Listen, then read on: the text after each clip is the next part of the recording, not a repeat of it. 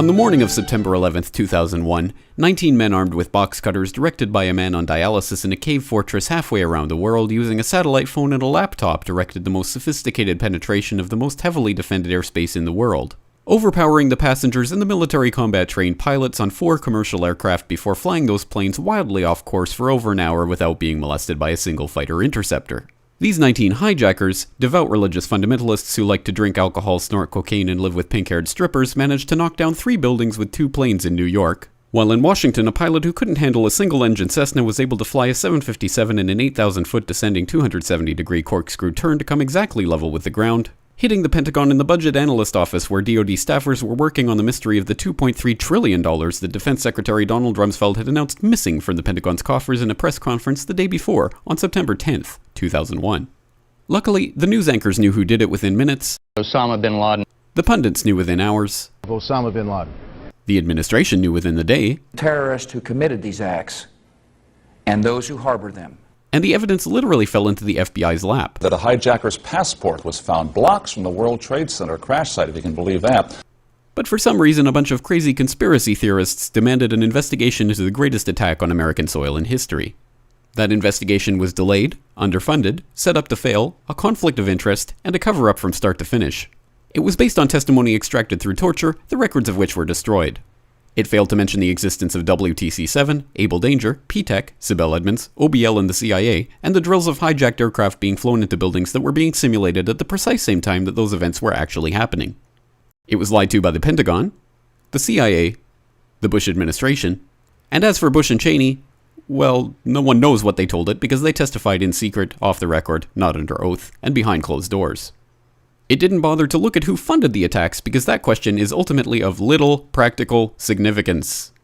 Still, the 9/11 Commission did brilliantly answering all of the questions the public had, except most of the victims' family members' questions, and pinned blame on all the people responsible, although no one so much as lost their job, determining the attacks were failure of imagination. Because nobody in our government, at least, and I don't think the prior government that could envision flying airplanes into buildings.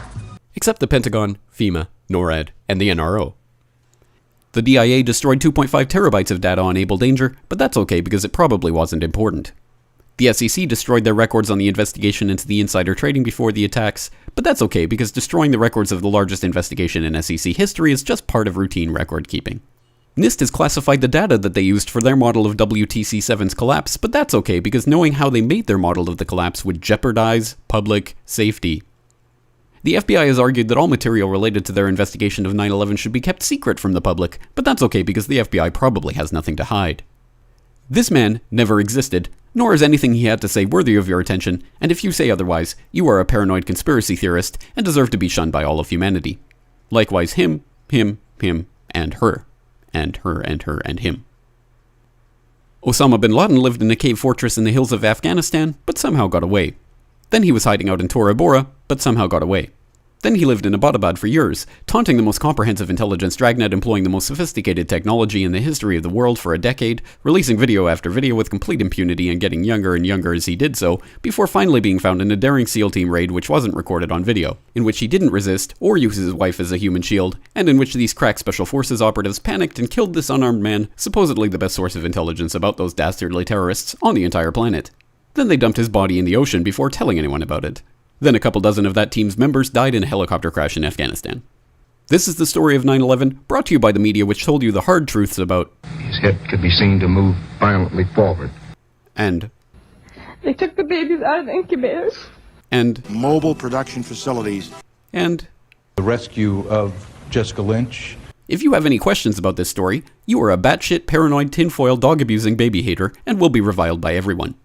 If you love your country and or freedom, happiness, rainbows, rock and roll, puppy dogs, apple pie, and your grandma, you will never ever express doubts about any part of this story to anyone.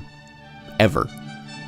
This has been a public service announcement by the Friends of the FBI, CIA, NSA, DIA, SEC, MSM, White House, NIST, and the 9/11 Commission. Because ignorance is strength.